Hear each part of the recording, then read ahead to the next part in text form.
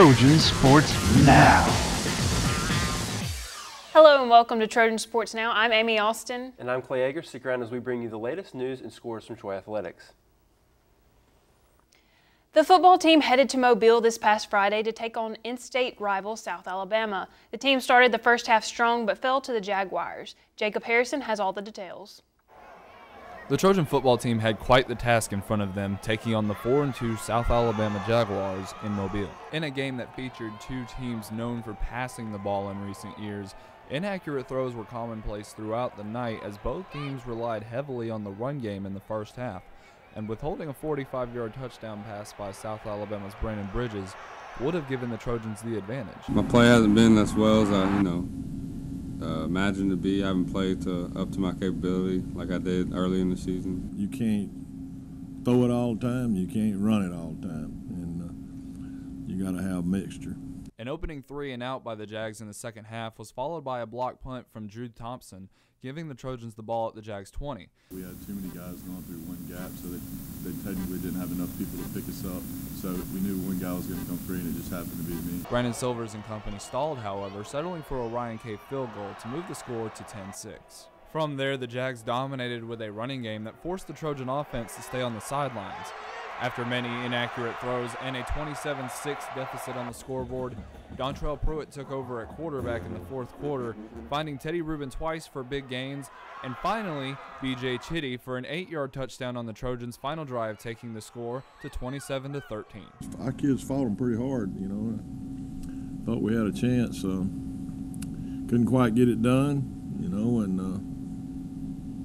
we're just not quite good enough to drive the football on offense and make plays on defense that stop drives, and that's bad medicine. Jacob Harrison, Troy, Trojan Vision Sports. Are now 1-7. The soccer team's away record was 1-5 before the team took on the two Arkansas Conference teams this weekend. On Friday night, though, the Trojans defeated ULR 3-1. Then on Sunday, Troy took on Arkansas State. Troy defeated Arkansas State 3-1 on Sunday. With the victory, Troy takes the second spot in the Sun Belt Conference tournament, which marks the program's best ever finish since joining the league in 2005. Alyssa Jones gave Troy the lead in the 56th minute of the game and then quickly responded with another goal in the 61st minute of the game. Junior Chelsea Williams, who set their career goals record on Friday night, scored in the 69th minute up for her 8th goal of the season, and head coach Jason Hamilton said he was happy with how the regular season play ended. We knew that we had to just get a result. Basically, that was the message we gave to the team at halftime. Here's, you control your own fate, and they came out, responded very well, and we played great team soccer on that second half, and we were able to get 3 goals. So, 2 games, 2 3-0 wins. Anytime you can get 2 shutouts and score 6 goals, you got to be pretty happy. So we're very, very excited about the way the regular season ended, and hopefully that leads to some success in the conference. And other good news came from the soccer program. The soccer team earned weekly honors. Junior midfielder Alyssa Jones was named the Sun Belt Conference Offensive Player of the Week. Jones tied for Troy's single-game record for assists. Jones also set Troy's single-season records for points in a season, assists, game-winning goals, and shots. Freshman goalkeeper Mickey Lewis was named Sun Belt Conference Defensive Player of the Week. Jones had shutout games against both ULR and Arkansas State this past weekend. This was the second time for Jones to be named Player of the Week and the third time for Lewis. The volleyball team took the court at home again over the weekend, looking to break their losing streak. The team took on Georgia State, but the outcome wasn't in their favor. After a 3-0 loss to Georgia State on Saturday, the volleyball team is in a slump. Head coach Sonny Kirkpatrick said they will be making changes in order to improve for the program. We had some players come out and play really, really well.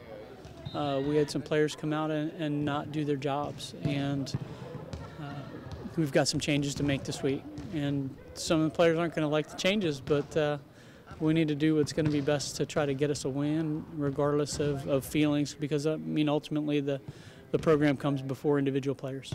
After taking a timeout, the Trojans would immediately get the next point, but the momentum would die after that serve, and Kirkpatrick contributes part of that to the long games they've had this season. It's an emotional game, and it's all about focus, and it's all about putting in the effort and the intensity. And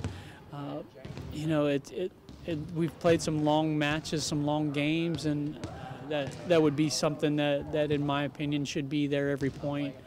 but I can't answer for other people. And with Arkansas State up next on the road, the team has to focus on game footage and what the Red Wolves' strengths are in hope of breaking their losing streak. We go back to our match against Arkansas State here, and we have to correct our problems and see where they attacked us and try to make that better.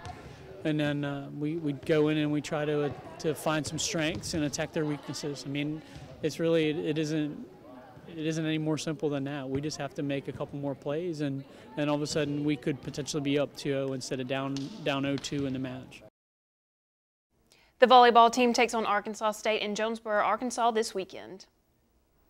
The men's tennis team wrapped up the Big Easy Tennis Classic in New Orleans last Saturday. Giovanni Sama and Pablo Moreno won 3 doubles matches to win the doubles flight. Sama also won the 2 singles matches as he won the first singles flight. Also in the first singles flight, Daniel Bustamante won the consolation draw with wins over players from Jacksonville State and UL Lafayette, while Andre Baldo won a consolation draw in the second flight as he beat players from Loyola and Jackson State. With Gabriel Diaz out with an injury, head coach Scott Kidd says the players competed well. This is amazing because it shows that we're going to have so much depth this year. You know, Giovanni transferring in here, I think that him stepping up to bat and really working hard over the last few weeks, coming here and beating some #1 players from other teams that we'll face in the spring.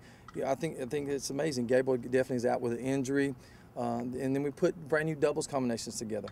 And Pablo and we were very, very excited about Pablo, how he played in doubles. He pretty much took control of the match, and he showed some leadership in the doubles match.